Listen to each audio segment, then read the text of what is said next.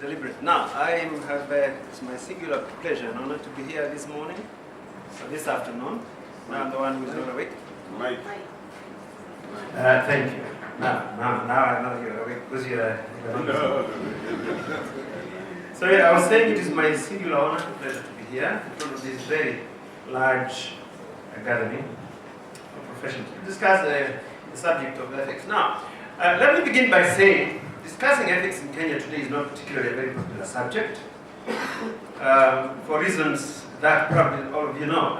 That's a couple of days ago, I stood in front of a class and I was talking ethics, and I gave out what had come out very recently, a couple of days before that, about a pronouncement that we are no longer going to tolerate unethical people. The whole class laughed, and I couldn't say anything more than that.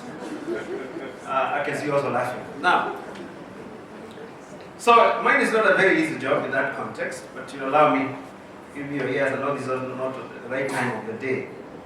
But what is ethics, basically? I want to start there before I do the representation. I want just to have a question of ethics. What is it? And I want to ask business ethics. And is it an oxymoron? I want to ask by asking that question. Is it an oxymoron? What is an oxymoron? It is basically a concept made up of contradictory, incongruous elements. Business and ethics is often considered as two elements that are contradictory. In other words, I cannot be ethical and make money. So that's the question. Is it an oxymoron really? Now, there are a number of observations to make to that extent. And an example of an oxymoron, for example, a deafening silence or a very fine mess, those are contradictory. Now, Warren Buffett has classified integrity, obviously, which is a derivative of ethics, as a key. And when I first looked at this subject and I made a presentation, somebody asked me, can you give me an example of ethics and why it applies? And I was reflecting on this, and I said, if you want to look for an example of that, perhaps the best place to see is in America. The lack of it in the Enron and WorldCom scandals, a clear manifestation of that. Clear as a state business over the years is a good illustration of perhaps companies that are practiced ethically. So I want to encourage you that clearly it is an important element in business. And business ethics is primarily professional ethics. Business ethics is primarily professional ethics, because the two ethics plus profession is about business. Now, I want to look at this again in the context of our current situation in the country today. Why are we here in the pharmacy practice? We all seem to agree we have a problem listening to people there. So what is the reason for that? There was one gentleman called James Carville who, campaigning for one President Clinton in 1971 to unseat George W. Bush, coined the word, is the economy stupid? Those of you who were around at that time will remember that. I want to suggest to us that our problem in Kenya today in this profession, it is ethics stupid. And I want to tell you what it means. That means the problems we have can be traced, one way or another, to the lack of ethics in the way we've managed ourselves. Now, my topic, I will want to look at the objectives, therefore, to understand, become aware of the need. If you can put the first slide kindly. Let's put the first, and I want to, there's a disclaimer there. These are my views, and I want to acknowledge that this presentation is sponsored by AstraZeneca. The views that I'm going to be here are my own views, they don't belong to AstraZeneca. That's a disclaimer. So, the objective is to understand, become aware of the need for governance tools, which are both ethics and law, the need for the two foundations, and the principles, foundational principles of the Code of Ethics. What are they? Code of Ethics as a human right and human rights relationship. What is the relationship between these two? The relationship between the pharmacy social contract, the practitioners of the self-regulatory nature of pharmacy law, levels of trust that are facilitated by pharmacists' fidelity to the code of ethics, the areas of risk that we encounter in pharmacy practice. I also want to, having looked at those objectives, go to interpretations. What are the interpretations? So that you can understand the language I'm using, interpretations. Now, ethics, what is ethics? So that's slide 2, yes. Now, these are basically the moral principles that govern the actions of a pharmacist in the different areas. Now, law, what is law? This is a social construct, a necessity of society that provides for the protection of human rights. That is primarily the reason for law, and I've indicated we need both. I'm trying to justify that. Now, what is pharmacy practice? Very often we look at pharmacy practice in a very narrow sense. And therefore, we sometimes deal in certain areas not thinking that we are really doing pharmacy practice.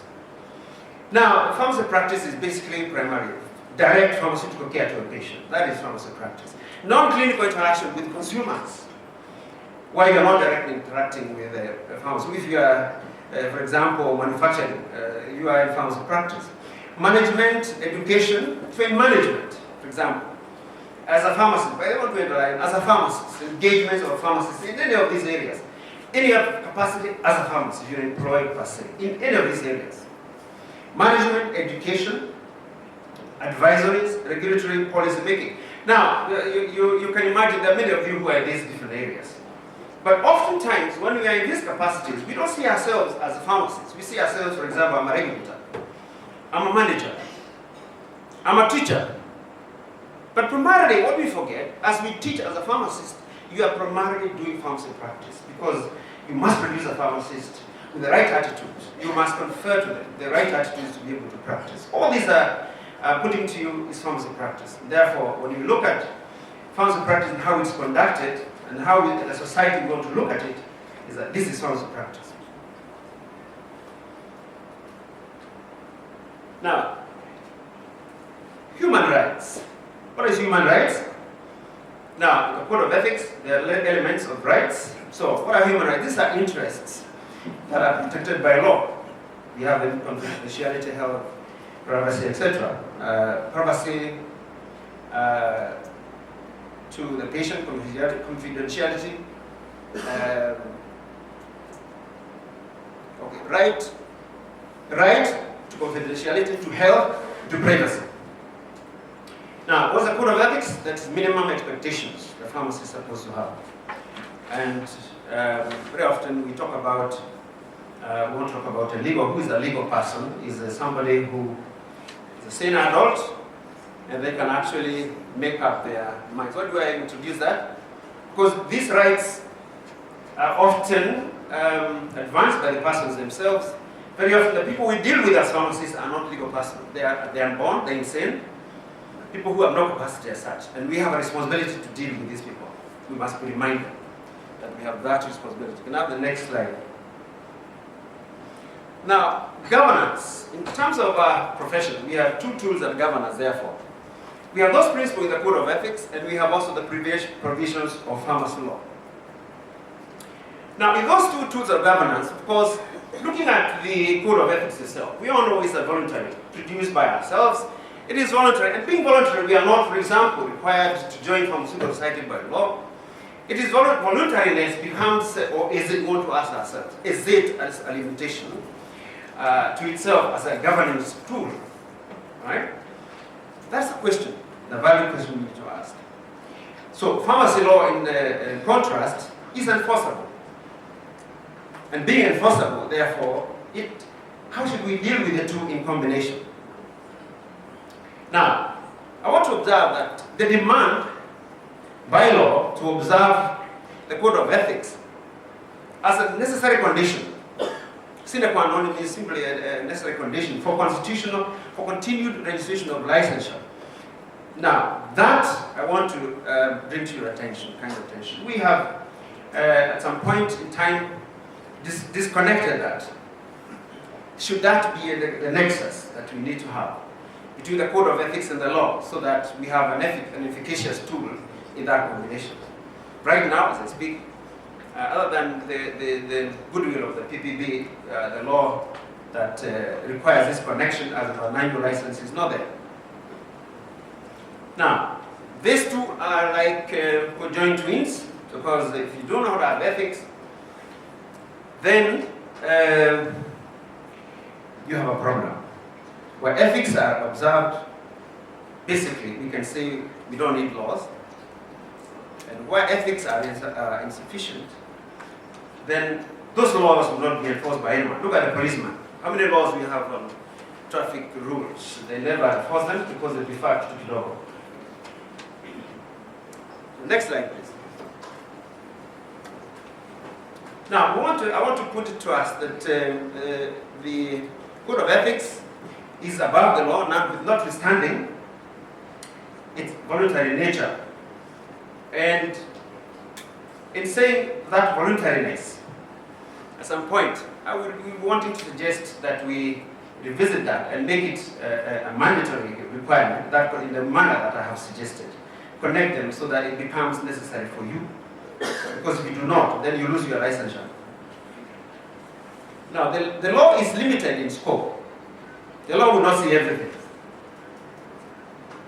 It is basically a tool, as I said, to enforce rights, but if you want to deal with all circumstances, then ethics sorts you out.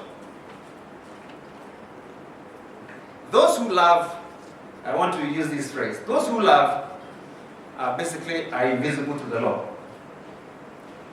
So, if you love, if you do everything right, the law will never see you.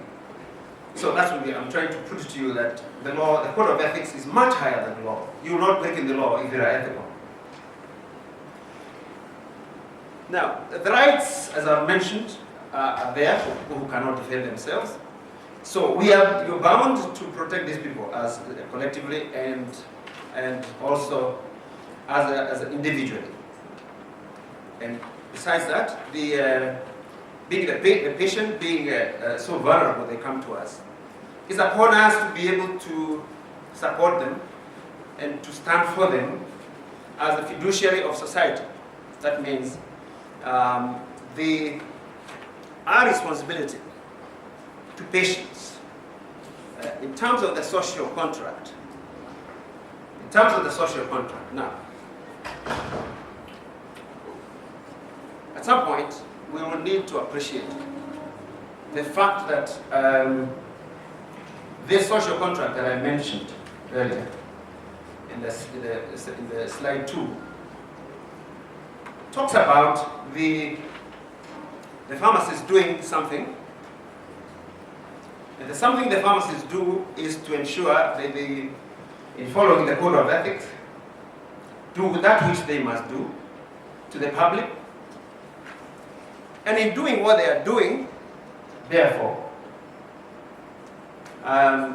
they, as a society, as the protector of the society, and I know that is something I'm going to cover also in slide number 8. So, it is important to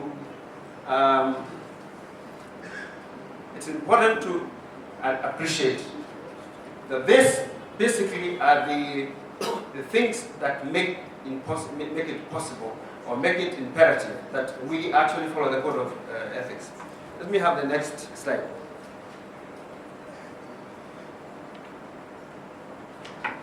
Now, in the next slide, which is we're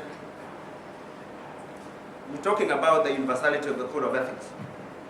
Now, pharmacy is a universal profession, and therefore, it is the basis of a universal, the universality of it is the basis of universal code of ethics, with minor jurisdictions to cover each particular country.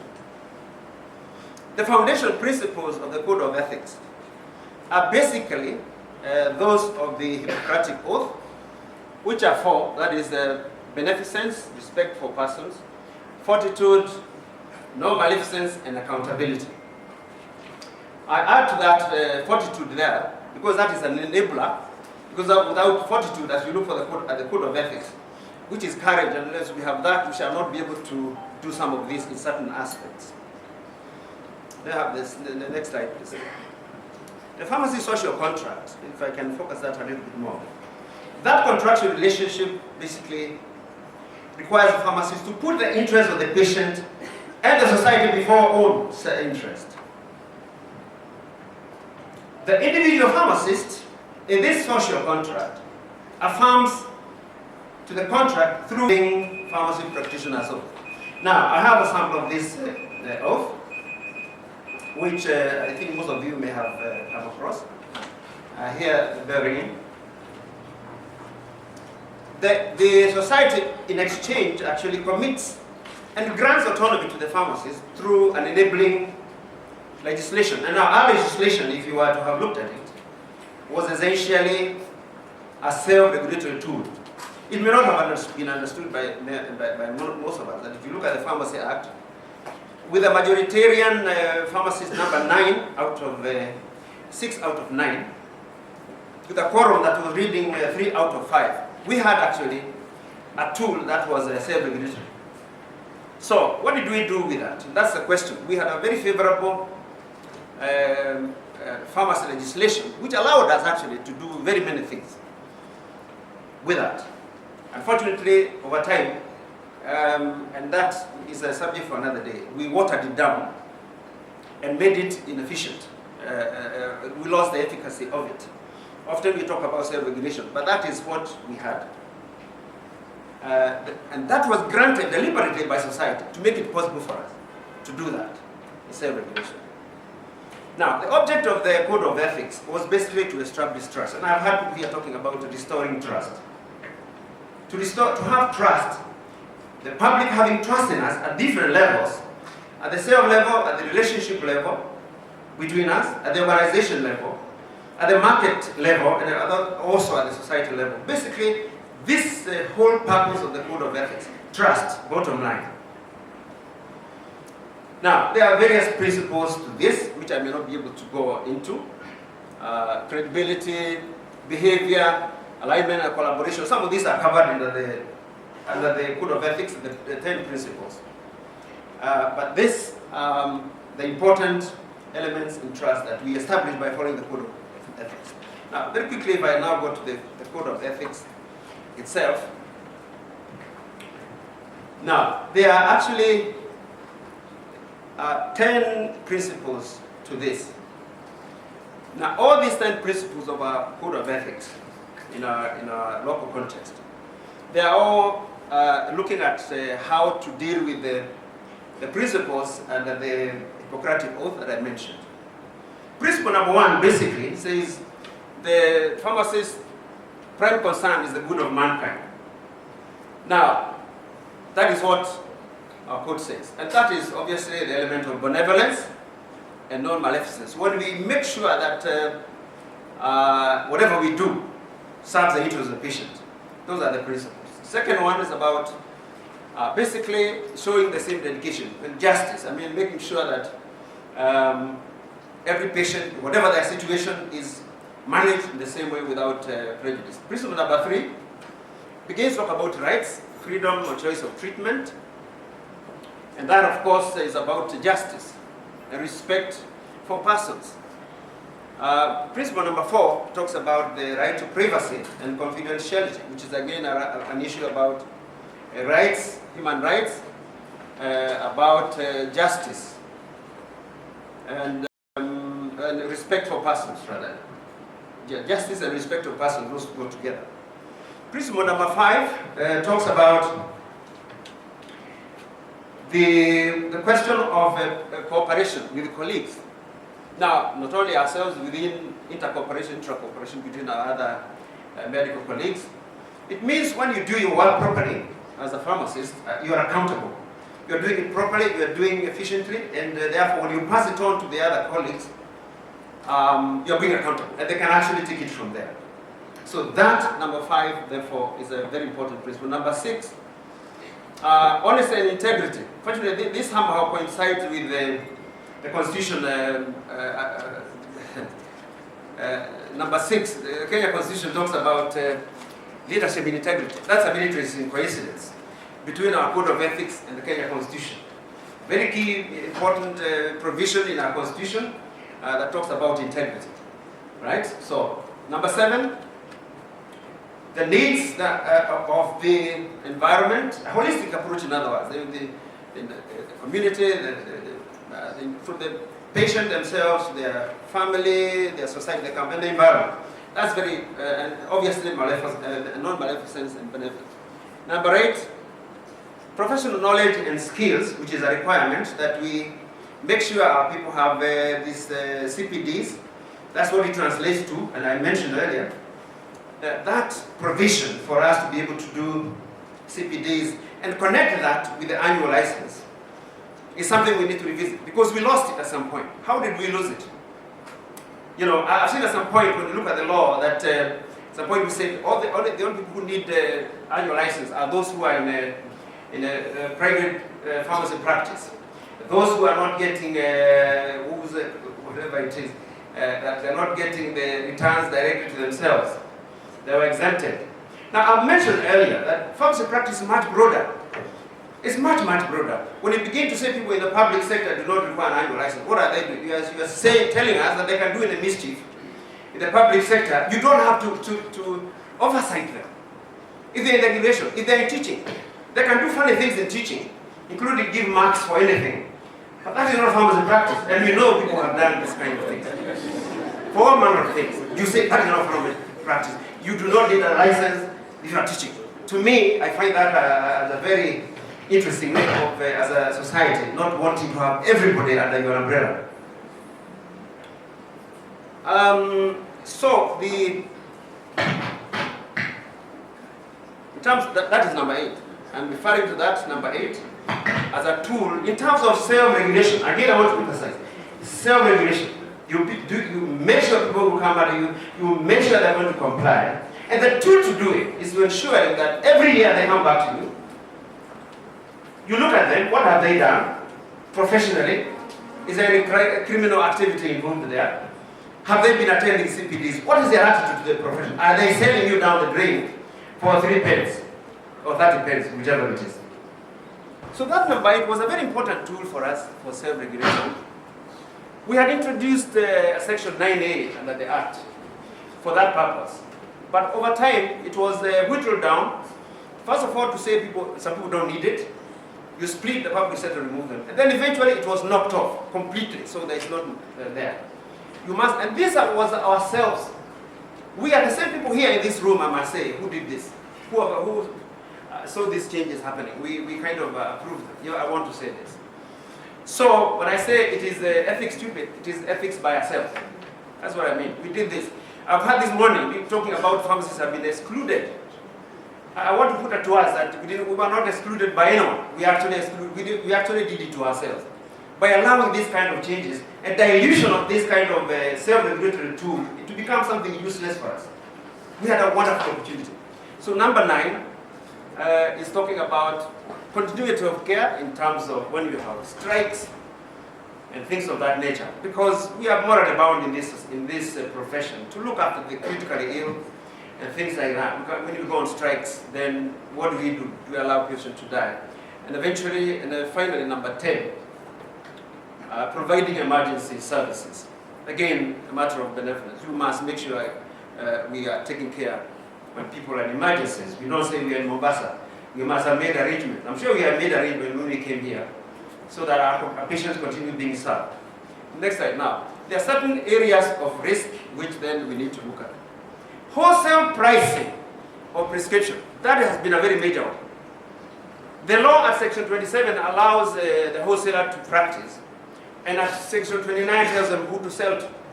But there are those of us who continue to do wholesale and retail. It is both unlawful, I want to stress, and unethical. Why is it unlawful? Because the law is against it.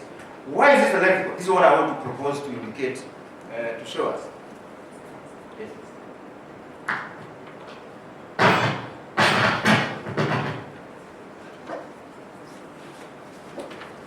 Why is it unethical to do wholesaling for patients on prescriptions?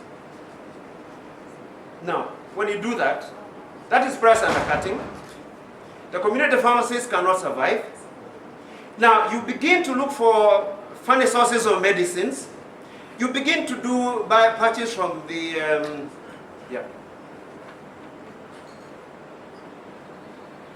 You begin to do purchases from the what do you call it, these briefcases. You begin to buy stolen medicines. You begin to buy counterfeit medicines.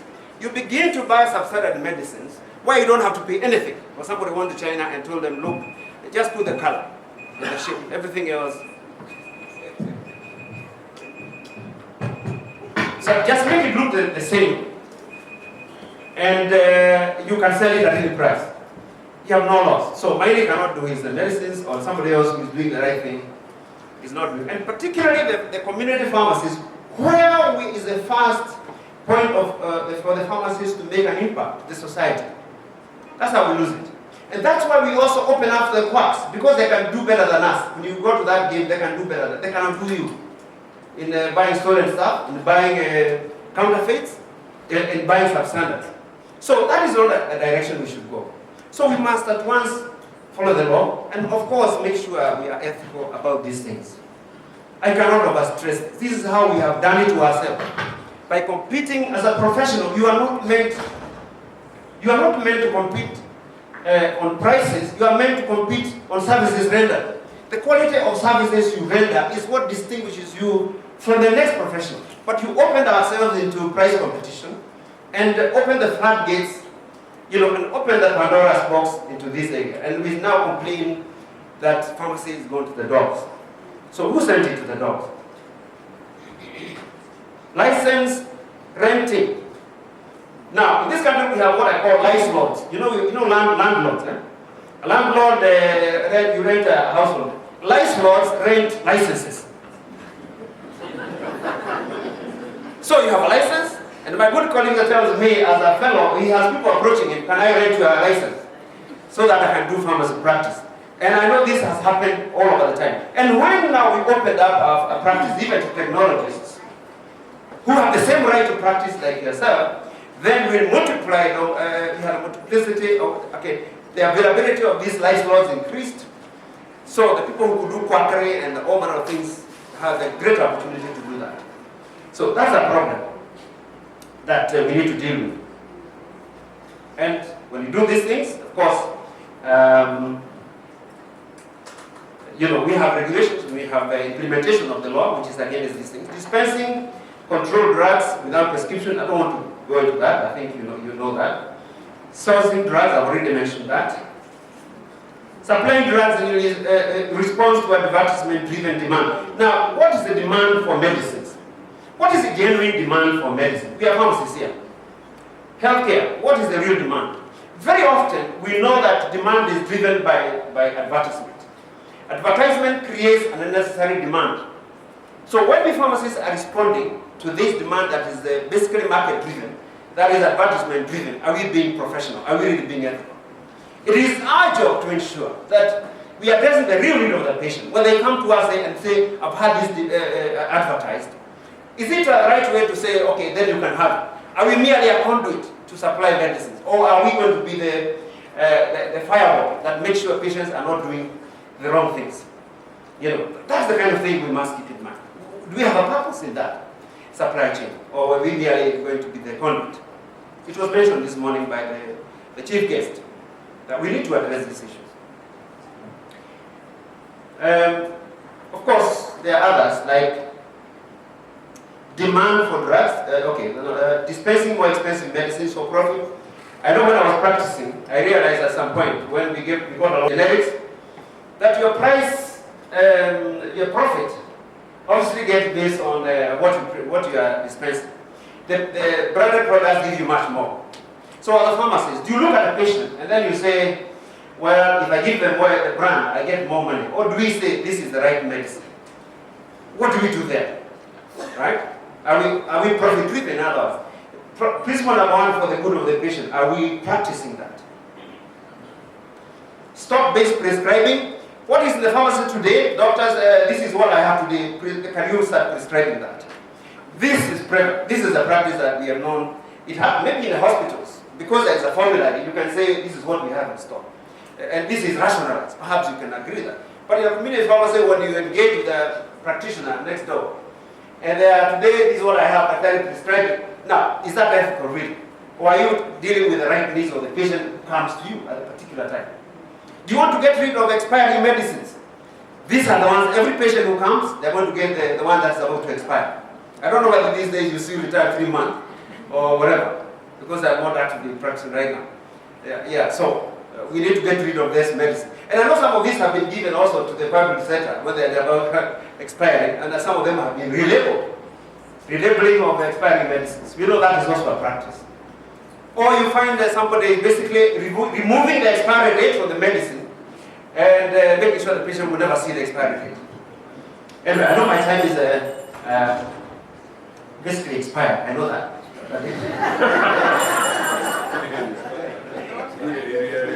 Giving, I think the rest you can read, giving incentives to medical doctors, holidays. These are for wholesalers, prescribing, dispensing 2 medicines, polypharmacy, facilitating easy access. Now, this Friday syndrome, where before people come to Mombasa on a Friday, the stocks of P2s disappear. How are we handling the prevalence of HIV and AIDS, which has been shown to be increasing among the youth? Are we the people who are contributing to this by providing easy access to P2s, the post-coital pills? These are questions we must ask ourselves, really. What is our contribution to our community? You know? Those are difficult questions. I know at the bottom, at the end of the day, we want to make profit. I can remember also in the area of research. One time we had, when I was a regulator, as a registrar of the Pharmacy and Poisons Board, and we had committees, people who are doing research for market, for market authorization. We had a situation where some researchers were actually cooking figures. They were cooking data in order to justify and to show claims that these things are working. You know, registration requires a lot of clinical trials.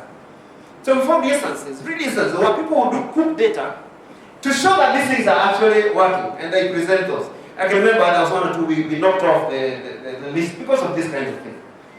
These are issues. I don't mind I can see nodding. I know you know some of these things. I don't want to mention names, but these are things that we have experienced.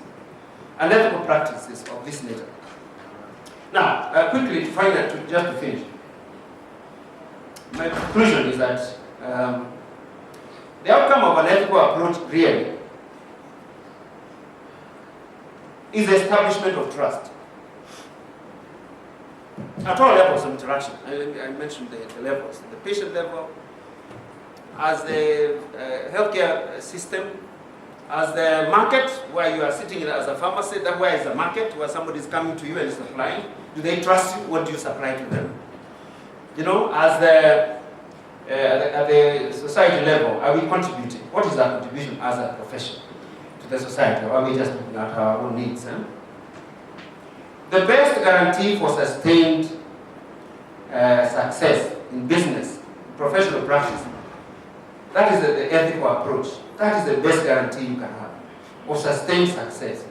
It is also the guarantee for real satisfaction, born of truly meaningful purpose of life. I want to give 1 or 2 before I wind up. My own reflections about experiences I've had. As a pharmacist, I represented this society in the PPB 3 years ago as a member. The very things we did at the time in protecting the pharmacy space, and that eventually got that board to put me in a very difficult position by appointing me registrar. That I remember with a lot of fondness. I remember that what we did, when I opened that very first account for the board, now the very board members who are here, some of you do not know this history. I was the only person, when Daniel Beatty was the permanent secretary. We fought very hard, and they fought me very hard, called me an outsider. When I opened the first account in National Bank, Hill Branch, community, to start having monies coming in to the board, to give it the capacity it has to do, today to build a fantastic building. That is as a result of what we did to ensure that that money comes, to give it capacity to do what it can do today. I pride myself in that. I was fought very hard. But they could not reverse what was correctly done. They tried, but they could not reverse that. Because what happens in the government, in policy, if you do something right, they find it difficult to reverse. But if you do nothing about anything, they continue doing the wrong things. I remember that very well.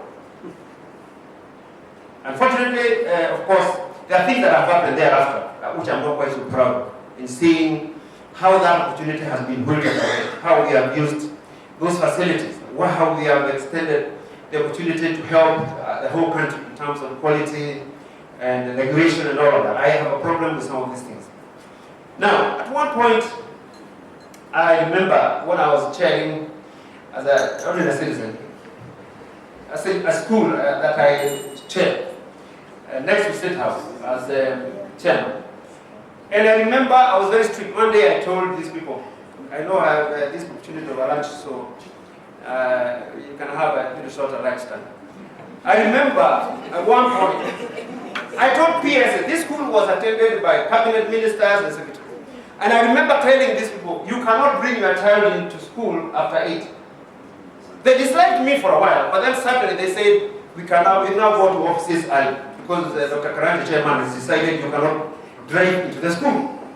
Today when I go around, I meet parents and children who remind me, oh, you did a good thing for us. Brought up the school very well, and they were all saying we have to go to that school.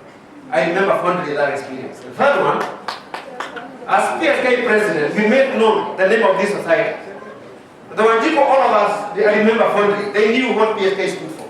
It stood for the interest of the Wanjiko. Finally,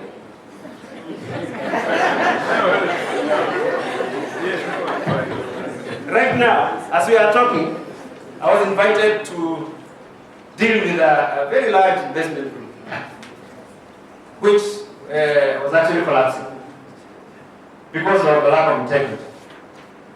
And for us for 4 months, I have been doing things that turn the stakeholder, the shareholder interest because of the approach, which is making sure they know what's happening, making sure we are transparent, and we're restoring that to a group that has invested heavily into the tune of 500 million and above, that kind of thing.